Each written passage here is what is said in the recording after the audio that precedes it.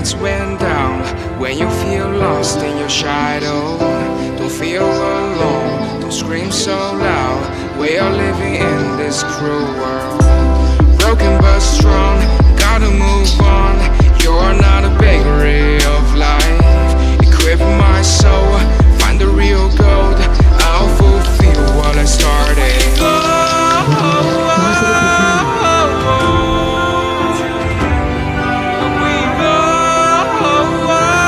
ಶಿಕ್ಷಕರೇ ಹಾಗೂ ನನ್ನ ಗೆಳೆಯರಿಗೂ ಶುಭೋದಯ ಹಾಗೂ ಗಣರಾಜ್ಯೋತ್ಸವ ಶುಭಾಶಯಗಳು.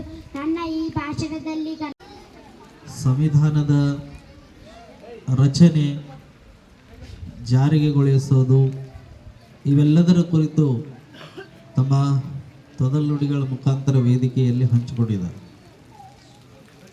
ನಿಮ್ಮೆಲ್ಲರಿಗೂ ಗೊತ್ತಿರುವಂತೆ 47 ಇಸ್ವಿಯಲ್ಲಿ ದೇಶ ಸ್ವತಂತ್ರಗೊಳ್ಳುತ್ತದೆ.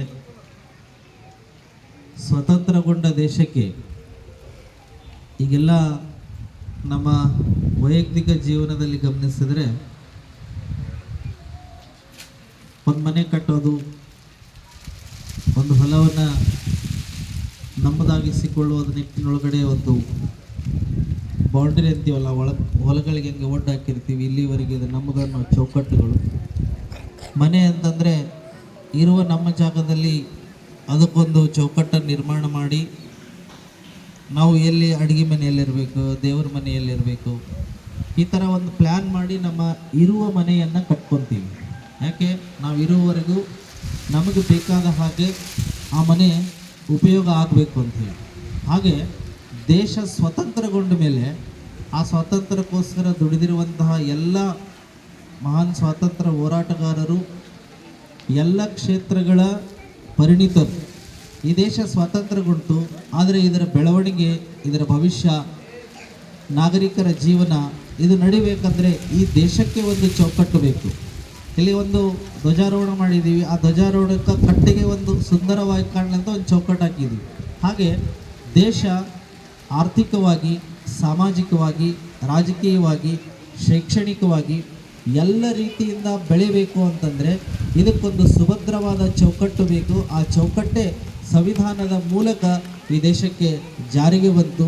ಮಕ್ಕಳು ಹೇಳಿದ ಹಾಗೆ 49ನೇ ಇಸ್ವಿಯಲ್ಲಿ ಇದರ 2.5 ವರ್ಷಗಳ ಕಾಲ ಈ ದೇಶಕ್ಕೆ ಬೇಕಾಗಿರುವಂತಹ ಕಾನೂನು ಚೌಕಟ್ಟುಗಳು, ಮುನ್ನುಡಿಗಳು, ಸಮಾನತೆಗಳು, ಸರ್ವ ಜನರಿಗೆ ಬೇಕಾಗಿರುವಂಥ ಅವಕಾಶಗಳು ಎಲ್ಲವನ್ನು ಒಳಗೊಂಡಂತೆ ಒಂದು ಸಂವಿಧಾನದ ರಚನೆ ಆಗಲಿಕ್ಕೆ ಪರಿಣಿತರನ್ನು ಒಳಗೊಂಡಿರುವಂತಹ ಒಂದು ಸಮಿತಿಯಿಂದ ಅಂಬೇಡ್ಕರ್ ನೇತೃತ್ವದಲ್ಲಿ 1950 ಜನವರಿ 26ರಂದು ನಾವು ಈ ದೇಶ ಗಣರಾಜ್ಯ ಅಂತ ಘೋಷಣೆ ಮಾಡಿಕೊಂಡು ಈ ದೇಶದಲ್ಲಿ ವಾಸಿಸುವ ಎಲ್ಲರೂ ಪ್ರಜಾಪ್ರಭುತ್ವ ದೇಶದ ಪ್ರಜೆಗಳು. ಈ ದೇಶ ಪ್ರಜೆಗಳಿಂದ, ಪ್ರಜೆಗಳಿಗಾಗಿ, ಪ್ರಜೆಗಳಿಗೋಸ್ಕರ ಇರುವಂತಹ ರಾಷ್ಟ್ರ ಅಂತೇಳಿ ಗಣರಾಜ್ಯೋತ್ಸವವನ್ನು ನಾವುಗಳೆಲ್ಲ ನಾವೇ ಸಂವಿಧಾನದ ಮೂಲಕ ಸಮರ್ಪಣೆಯನ್ನು ಮಾಡಿಕೊಂಡಿದ್ದೀವಿ.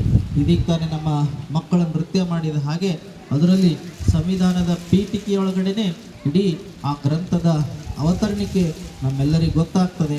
ಅಂದರೆ ಈ ದೇಶದಲ್ಲಿರುವಂತಹ ಪ್ರತಿಯೊಬ್ಬ ನಾಗರಿಕನೂ ಸಮಾನವಾಗಿ ಬದುಕಬೇಕು, ಎಲ್ಲ ರೀತಿಯ ಅವಕಾಶಗಳನ್ನು ಬಳಸಿಕೊಂಡು ತಾನೊಬ್ಬ ಪರಿಪೂರ್ಣ ಭಾರತೀಯನಾಗಿ ನೆಮ್ಮದಿಯಿಂದ ಜೀವನ ಮಾಡಲಿ ಅನ್ನೋ ಉದ್ದೇಶಕ್ಕೆ ಇದು ನಮ್ಮ ಸಂವಿಧಾನ ಜಾರಿಗೆ ಬಂದಿದ್ದಾಗಿದೆ.